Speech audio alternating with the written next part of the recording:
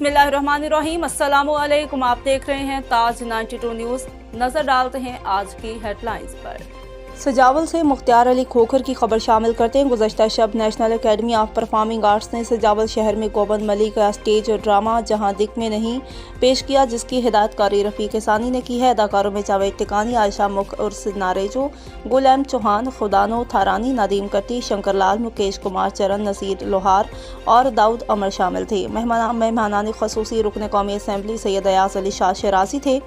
इस मौका पर आर्ट्स कौंसिल ऑफ पाकिस्तान सजावल के सदर सैयद अयाज अली शाह शरासी ने खिताब करते हुए कहा कि आर्ट्स कौंसिल के ज़िला सजावल को स्टेज ड्रामों, मुशायरों और सकाफती सरगर्मियों को मरकज़ बनाने के लिए सजावल के लिए एक ऑडिटोरियम, ओपनर और ऑफिस बनाने का वादा किया।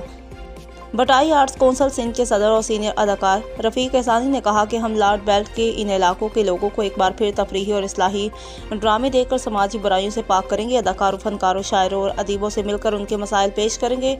ठट्ठा, सजावल और बदीन के ताकि सरकारी सतह पर उनकी हौसला अफजाई की जा सके।